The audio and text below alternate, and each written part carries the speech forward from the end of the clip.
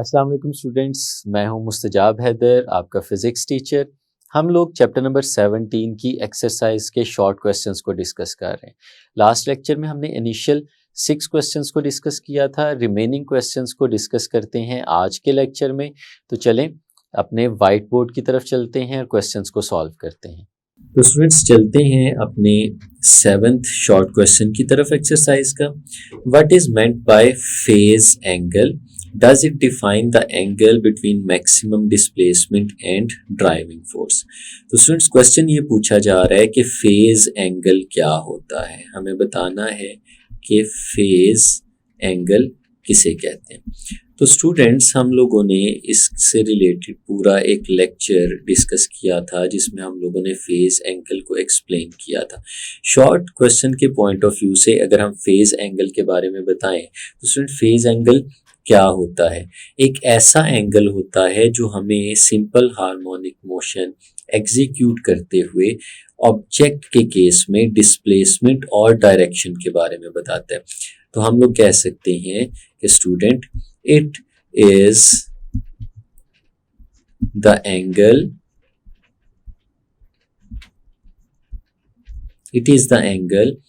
which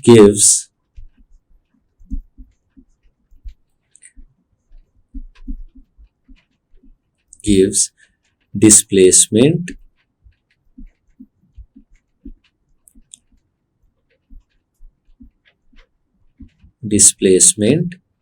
as well as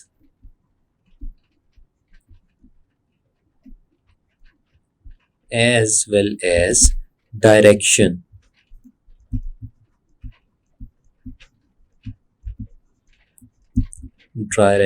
of a point executing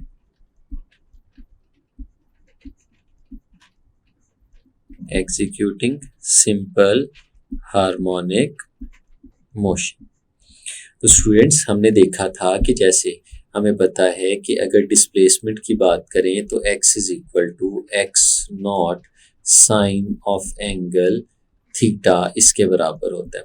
और students इसे ऐसे भी लिखा जा सकता है x नॉट साइन और थीटा की जगह हम लोग लिख सकते हैं ओमेगा टी। तो स्टूडेंट्स ये जो हमारे पास थीटा और ये जो ओमेगा टी लिखा हुआ है स्टूडेंट्स ये बेसिकली डिटरमिन करते हैं हमारे डिस्प्लेसमेंट को। स्टूडेंट्स इससे हम लोग डिस्प्लेसमेंट की इंफॉर्मेशन ले लेते हैं। और इसी तरह से हमने वेलोसिटी का फॉर्मूला भी देखा था कि velocity is equal to x not omega into cos of angle theta. तो स्टूडेंट्स अगर इसे सामने रखें तो इसे इस तरह से x not omega into cos of angle omega t लिख सकते हैं। तो स्टूडेंट्स इन दोनों केसेस में हम लोग देखते हैं कि हमारे पास वेलोसिटी हो या हमारे पास डिस्प्लेसमेंट हो, इन दोनों की वैल्यूज़ को जो चीज़ डिटरमिन करने जा रही है वो है ये एंगल थीटा जिसे हम फेज एंगल का नाम देते हैं।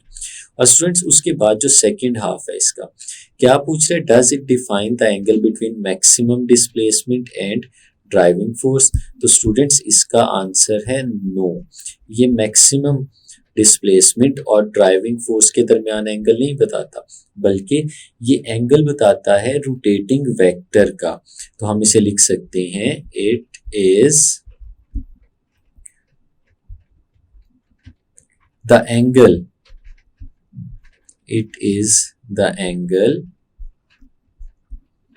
which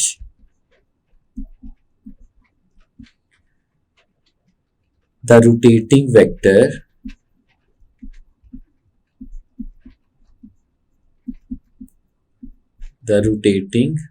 vector makes with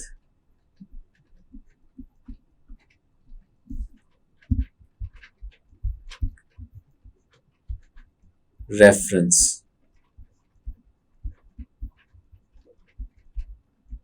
line। तो स्टूडेंट्स ये था हमारा phase angle. Students next question है हमारा, under what conditions does the addition of two simple harmonic motions produce a resultant which is also simple harmonic. तो स्टूडेंट्स बड़ा simple सा question है कि दो सिंपल हार्मोनिक मोशंस हैं और उन्होंने एक मिलके एक रिजल्टेंट बनाया, तो जो रिजल्टेंट बनाया वो भी सिंपल हार्मोनिक मोशन एग्जीक्यूट कर रहा है, तो ये कब पॉसिबल है। तो स्टूडेंट्स इसकी जो कंडीशंस हैं वो हम लोग लिख लेते हैं।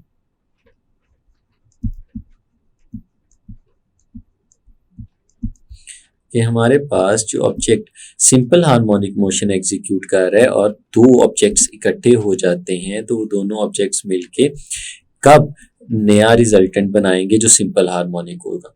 तो स्टूडेंट्स आपने याद रखना है कि तीन कंडीशंस है। फर्स्ट कंडीशन क्या है कि जो दोनों सिंपल हार्मोनिक मोशन एग्जीक्यूट कर रहे हैं उन दोनों की फ्रीक्वेंसी सेम होनी चाहिए, सेम फ्रीक्वेंसी।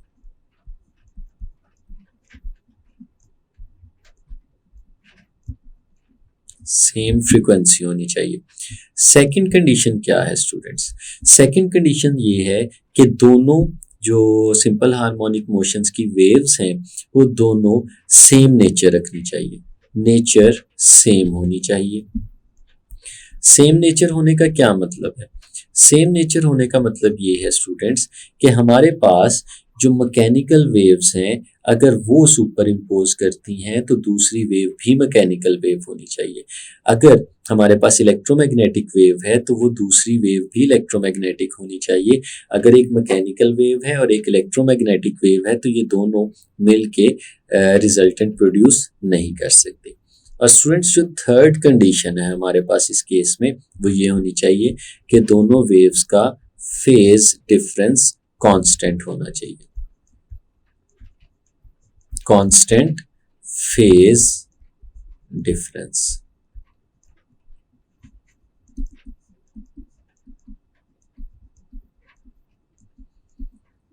तो स्टूडेंट्स ये तीन कंडीशंस हैं हमारे पास जो रिक्वायर्ड है, सेम फ्रीक्वेंसी होनी चाहिए, सेम नेचर होनी चाहिए और कांस्टेंट फेज डिफरेंस होना चाहिए। स्टूडेंट्स नेक्स्ट क्वेश्चन की तरफ चलते हैं। हमारा क्वेश्चन है 7.9, show that in simple harmonic motion the acceleration is zero when the velocity is greatest and the velocity is zero when acceleration is greatest। तो students ये बेसिकली रिलेशन है हमारे पास वेलोसिटी और एक्सेलरेशन के लिए। तो स्टूडेंट्स सबसे पहले हम रिलेशन फाइंड आउट करने के लिए दोनों के फॉर्मूले लिख लेते हैं। हमें पता है कि वेलोसिटी का फॉर्मूला इंस्टेंटेनियस वेलोसिटी का इक्वल होता है omega into square root of x not square minus x square. इसमें स्टूडेंट्स एक्स नॉट जो है वो एम्पलीट्यूड होता है और एक्स जो है वो डिस्प्लेसमेंट होता है। इसी तरह से स्टूडेंट्स दूसरी तरफ अगर हम लोग देखें तो हमें एक्सेलरेशन का फॉर्मूला भी पता है। एक्सेलरेशन जो है स्टूडेंट्स वो हमारे पास बराबर होती है ओमेगा स्क्वायर इनटू एक्स। ये स्टूडेंट्स हमारे पास एक्सेलरेशन का फॉर्मूला है। स्टूडेंट्स ये वेलोसिटी और ये एक्सेलरेशन हम डिफरेंट जगहों पे इनका कंपैरिजन करके देखते हैं। लेट्स सपोज स्टूडेंट्स हम लोग बात करते हैं मीन पोजीशन की, एट मीन पोजीशन।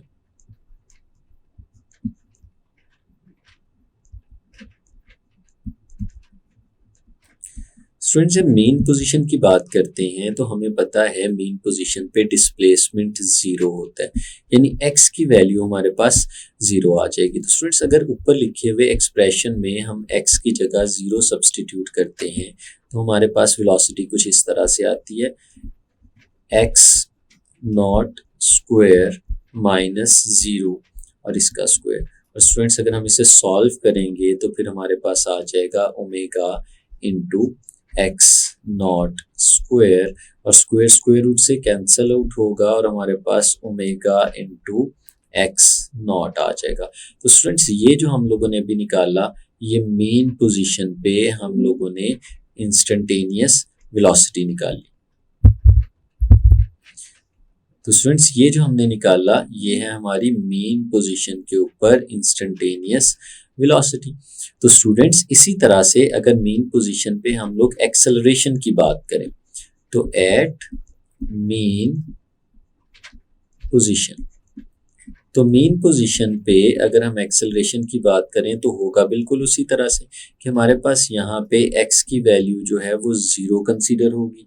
तो अगर हम ये यहाँ पे सब्सटीट्यूट करते हैं तो a is equal to omega square और x की जगह हम 0 लगाएंगे तो 0 इससे मल्टीप्लाई होगा, आंसर 0 आ जाएगा। तो स्टूडेंट्स हमारा एक्सेलरेशन इस केस में 0 आ गया।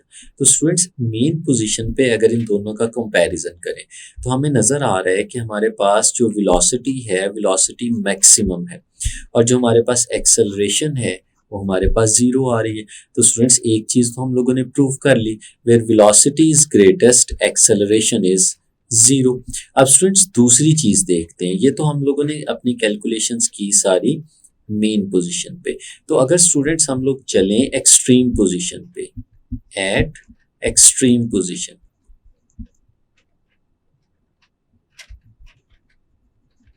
एक्सट्रीम पोजीशन,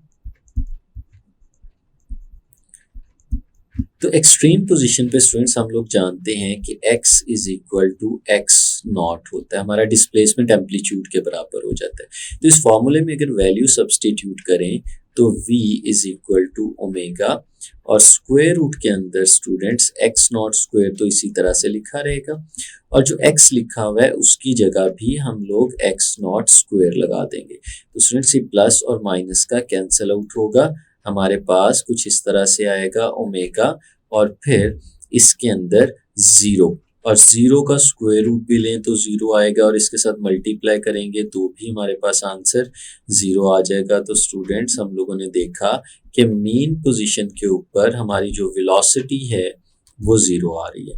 तो स्टूडेंट्स इसी तरह से अगर हम एक्सट्रीम पोजीशन पे एक्सेलरेशन भी देखें, एट एक्सट्रीम पोजीशन, तो एक्सट्रीम पोजीशन पे जब हम स्टूडेंट्स एक्सेलरेशन कैलकुलेट करते हैं यहाँ पे तो हमें पता है कि एक्सट्रीम पोजीशन पे डिस्प्लेसमेंट जो है वो एम्पलीट्यूड के बराबर होता है और फिर अगर यहाँ पे वैल्यू सब्सटीट्यूट करते हैं तो a is equal to omega square और स्टूडेंट्स x की जगह पे अब हम लोग लगा देंगे x नॉट और इसका स्क्वायर आ जाएगा। तो स्टूडेंट्स ये देख रहे हैं हम, ये तो हमें मैक्सिमम एक्सेलरेशन मिल रहा है। तो स्टूडेंट्स ये हम लोगों ने इन दोनों एक्सप्रेशन से प्रूव किया कि जहाँ पे वेलोसिटी मैक्सिमम थी वहाँ पे एक्सेलरेशन 0 था और जहाँ पे वेलोसिटी 0 हो गई वहाँ पे हमारा एक्सेलरेशन मैक्सिमम हो गया। यानी at mean position velocity is maximum and acceleration is 0 and at extreme position velocity is 0 and acceleration is maximum। Students next question की तरफ चलते हैं जो कि है 7.10 in relation to simple harmonic motion explain the equations. Equations दो लिखी हैं स्टूडेंट्स और कहा जा रहा है कि सिंपल हार्मोनिक मोशन को सामने रखते हुए इन इक्वेशंस को एक्सप्लेन करें। फर्स्ट इक्वेशन है y is equal to a sine omega t plus 5। ये स्टूडेंट्स हमारे पास पहली इक्वेशन यहाँ पे लिखी हुई है और स्टूडेंट्स अगर इसको हम बेसिक इक्वेशन के साथ कंपेयर करके देखें तो स्टूडेंट्स हमारी जो बेसिक इक्वेशन थी वो थी x is equal to x not sine omega t plus 5। Students ये बेसिक इक्वेशन थी। अगर हम इन दोनों इक्वेशंस को रिलेट करके देखें तो स्टूडेंट्स यहाँ पे x लिखा है उसकी जगह y है, जहाँ पे x नॉट लिखा है उसकी जगह a है और ओमेगा टी और 5 उसी तरह से लिखे हुए। तो स्टूडेंट्स फिर हम अपनी इक्वेशन में क्या कह सकते हैं, हम अपनी इक्वेशन में कह सकते हैं कि y जो यहाँ पे लिखा हुआ है वो y है बेसिकली डिस्प्लेसमेंट।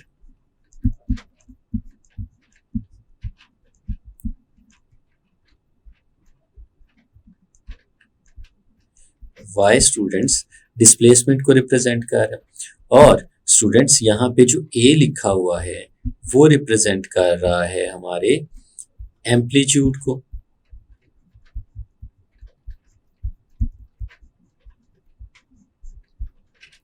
और स्टूडेंट्स यहाँ पे जो ओमेगा टी लिखा हुआ है, ओमेगा टी ये है स्टूडेंट्स हमारे पास फेज एंगल।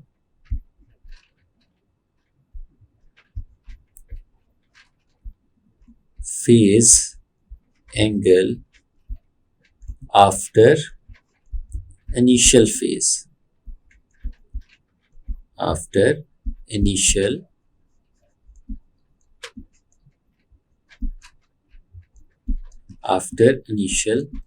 phase। और स्टूडेंट्स जो इसमें फाई लिखा हुआ हमें नजर आ रहा है, फाई जो है ये हमारा इनिशियल फेज है।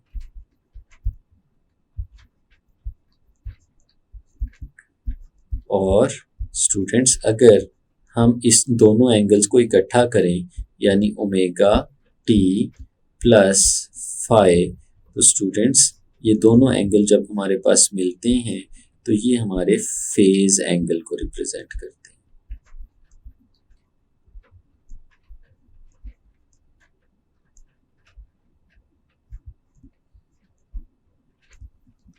तो ये तो थी स्टूडेंट्स एक इक्वेशन जिसे हम लोगों ने यहाँ पे एक्सप्लेन कर दिया। जो सेकंड इक्वेशन हमारे पास नजर आ रही है स्टूडेंट्स, हम उस सेकंड इक्वेशन को भी देखते हैं जो कि है a is equal to minus omega square into x। तो स्टूडेंट्स हम जानते हैं इस इक्वेशन के अंदर ये जो a है हमारे पास लिखा हुआ, ये a रिप्रेजेंट कर रहा है एक्सेलरेशन को,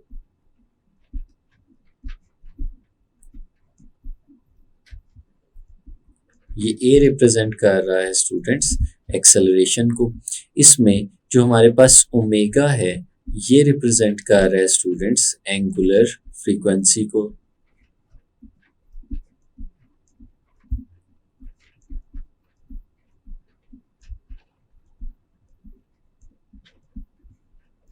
और स्टूडेंट्स इसमें जो x है ये रिप्रेजेंट करता है डिस्प्लेसमेंट को।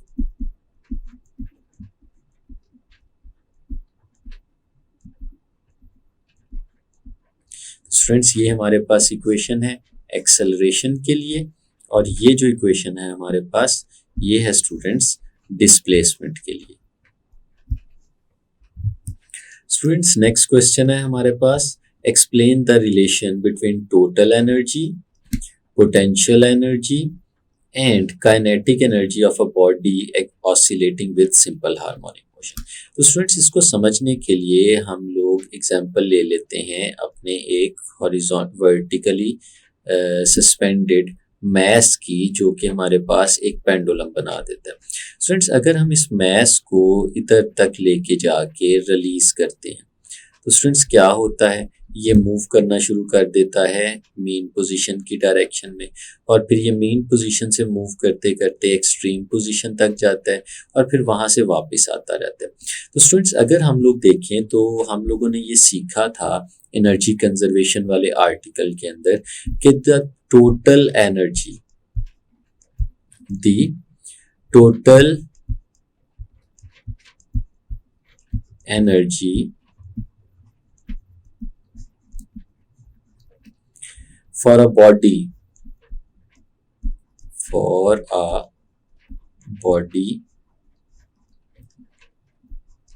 for a body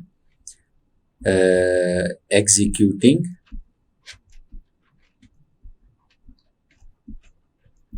simple harmonic motion remains constant।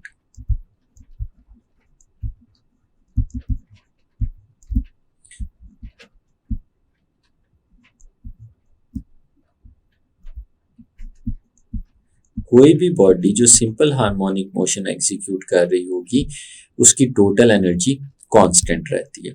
अब स्टूडेंट्स इस कांस्टेंट एनर्जी को अगर हम लोग इन रेफरेंस टू दिस देखें तो अगर हम एक्सट्रीम पोजीशन की बात करें तो एट एक्सट्रीम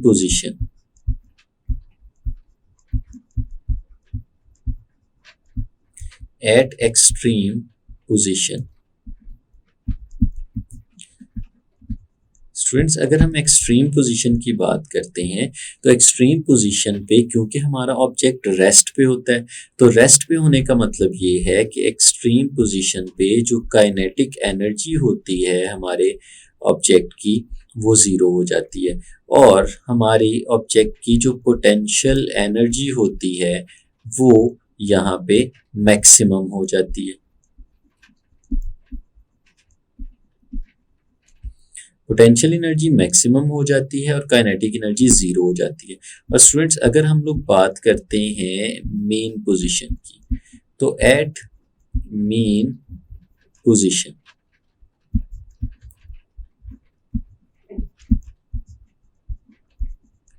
तो स्टूडेंट्स अगर हम बात करें मेन पोजीशन की, तो मेन पोजीशन पे क्योंकि आपका ऑब्जेक्ट मैक्सिमम वेलोसिटी के साथ मूव कर रहा होता है, तो इसका मतलब है उसकी जो काइनेटिक एनर्जी है वो हो जाती है मैक्सिमम, लेकिन जो उसकी पोटेंशियल एनर्जी है मेन पोजीशन के ऊपर स्टूडेंट्स, वो पोटेंशियल एनर्जी हमारे पास हो जाती है zero.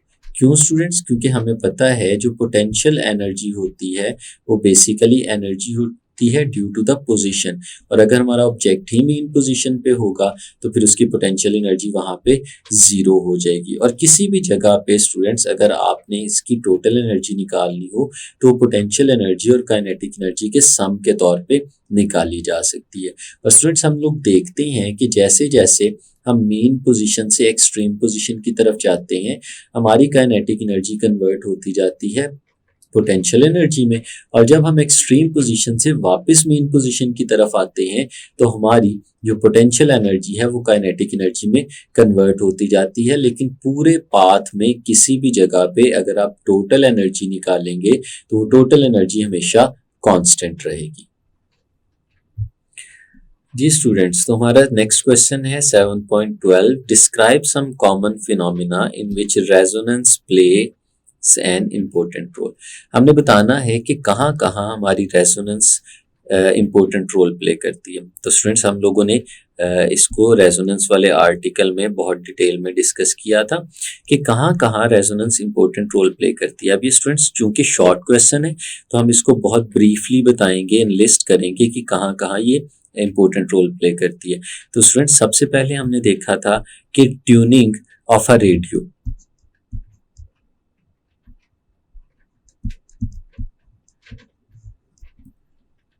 Tuning of a radio. Students जब हमने किसी रेडियो को ट्यून करना होता है तो हम लोग उस रेडियो की फ्रीक्वेंसी को ट्रांसमीटर की फ्रीक्वेंसी के साथ मैच करते हैं, और जब ये दोनों मैच हो जाती हैं तो हम रेडियो पे अपनी चैनल को सुन सकते हैं। और ये स्टूडेंट्स एक एग्जांपल है इलेक्ट्रिकल रेजोनेंस की।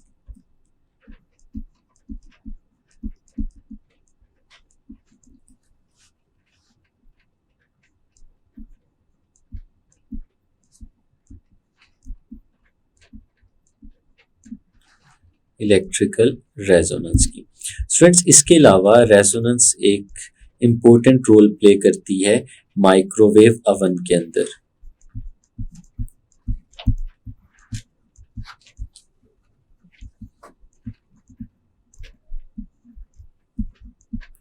जिसमें स्टूडेंट्स हम इस खास फ्रीक्वेंसी की माइक्रोवेव्स को अपनी फूड के ऊपर गिराते हैं, जिससे हमारा फूड के अंदर जो वाटर के मॉलिक्यूल्स हैं वो रेजोनेट करना शुरू कर देते हैं और उनकी ऑसिलेशन की वजह से हमारा खाना गर्म हो जाता है।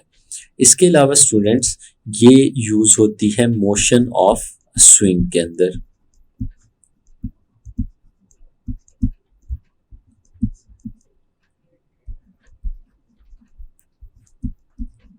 स्टूडेंट्स अगर आप इसकी मज़ीद डिटेल्स देखना चाहते हैं तो हमारा लेक्चर जिसमें हमने रेजोनेंस को बहुत डिटेल में डिस्कस किया है आप उसको देख सकते हैं। इस शॉर्ट क्वेश्चन के हवाले से ये चीज़ें इनफ हैं। तो स्टूडेंट्स लास्ट क्वेश्चन है, इसकी तरफ हम लोग बढ़ते हैं। हमारी एक्सरसाइज का स्टेटमेंट आपके सामने लिखी है, if a mass spring system is hung vertically and set into oscillations why does the motion eventually stop. कि अगर एक मैस स्प्रिंग सिस्टम को हम वर्टिकली हैंग करें और उसके बाद उसे ऑसिलेट करवाएं तो ऑसिलेशंस रुक क्यों जाती हैं। तो स्टूडेंट्स इसका वन लाइनर आंसर क्या हो सकता है?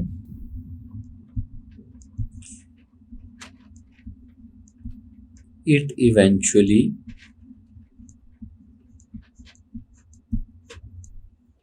eventually stops due to damping.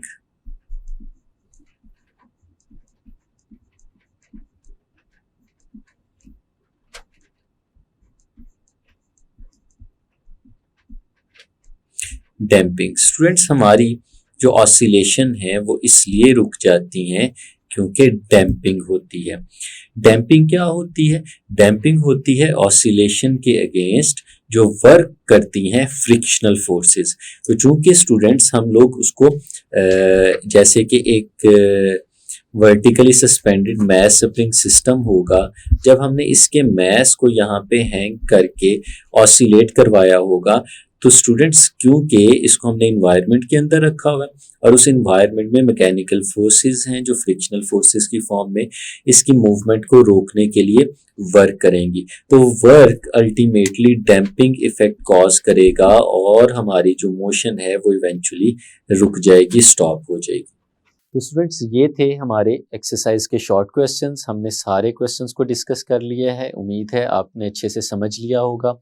Next होंगे के न्यूमेरिकल जो कि हम नेक्स्ट लेक्चर में देखेंगे। तब तक के लिए अल्लाह हाफिज़।